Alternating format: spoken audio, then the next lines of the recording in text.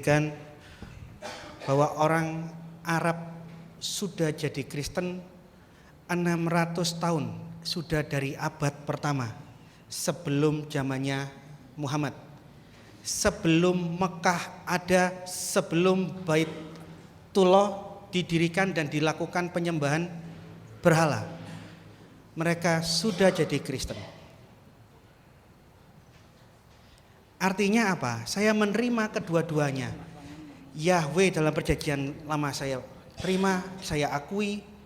Tetapi Theos, Kurios, istilah-istilah lain seperti yang ditulis oleh Rasul di dalam perjanjian baru, itu pun saya terima. Iman saya bahwa Yahweh mengizinkan dirinya dipanggil dalam bahasa-bahasa bangsa manapun, menurut dialek manapun. Ada satu ayat ya, saya lupa. Yahweh yang namanya cemburu, itu di mana itu? Ada ayat yang mengatakan Yahweh yang namanya adalah cemburu.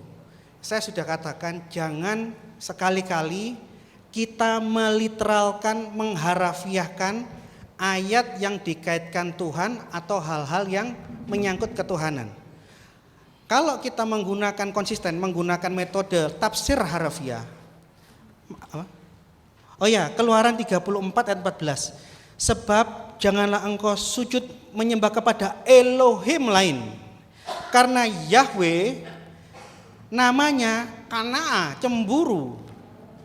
Masa kalau kita tafsirkan ini secara harafiah, puji cemburu, cemburu bless you. Gimana kabarnya bro? Cemburu is the great. Bapak cemburu, ya kan, di dalam nama cemburu gitu. Kalau kita tafsirkan secara harafiah loh.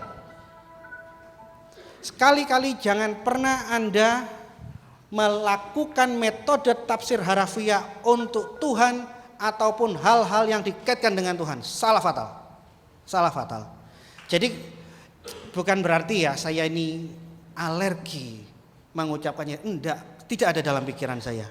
Seperti pernyataannya Pak Paul, kita ini untuk menjadi orang itu yang bisa menerima perbedaan. Tubuh Kristus itu enggak kepala toh, betul kan? Kita saling melengkapi. Ini mau ngomong apa, kita memandang sebagai teman sesama Kristen. Bukan permusuhan, perpecahan, saling menghakimi dan yang lain-lain. Ada satu pertanyaan yang saya tanyakan sama Pak Yakub Sulistyo, saya juga pernah ketemu. Seminarnya di Elmi Surabaya itu bubar, bukan bubar rame. Gara-gara Pak Yakub Sulistyo bilang barang siapa yang tidak nyebut Yahweh itu masuk neraka. Langsung waktu sesi pertanyaan saya langsung debat.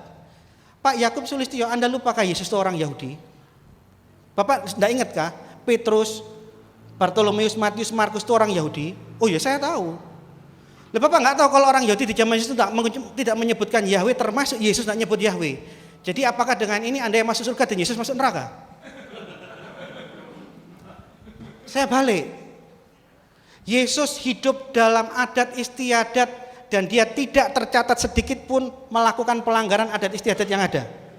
Mereka melihat membaca Yahweh ada, tapi tidak pernah ngomong seperti yang dilakukan Stephen G.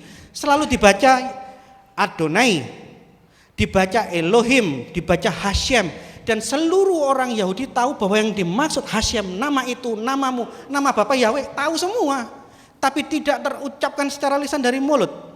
Saya debat sama Pak Yakub Sulistyo. Pangkatmu apa Pak? Yesus kamu masuk neraka, Petrus masuk neraka, dan Anda dan jemaat Anda yang masuk surga. Rame akhirnya. Terus tadi saya juga ya paham ya, bahwa kita jangan terjebak perbedaan antara kita dengan mereka. Cara menafsirkan ayat, apa yang dibaca kita baca, tapi penarikan kesimpulannya jauh beda.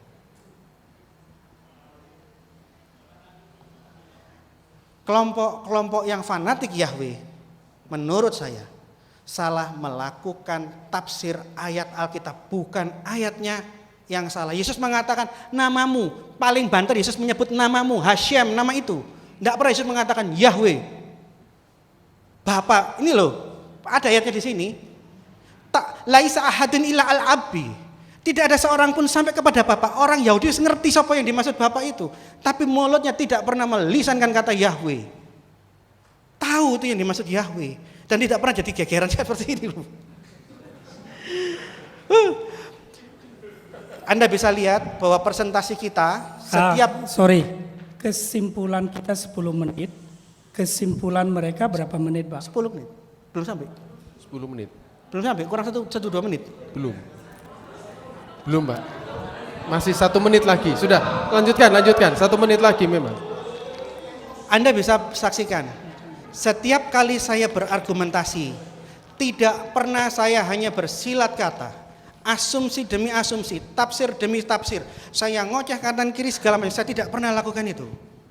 Apapun yang saya ucapkan, saya tunjukkan. Ini, mau bukti papirus abad pertama, ini buktinya. Abad ketiga, abad keempat, ini buktinya. Apapun yang saya katakan, ada buktinya. Tetapi pihak Yahweh hanya memainkan tafsir tanpa satupun dihadirkan bukti untuk kita saksikan. Jadi artinya apa? Semuanya itu hanya omong doang. 20 detik.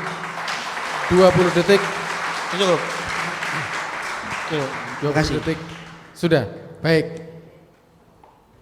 Beliau mengatakan bahwa tubuh Kristus bukan hanya kepala saja, betul? Tetapi jenggot juga. Ya.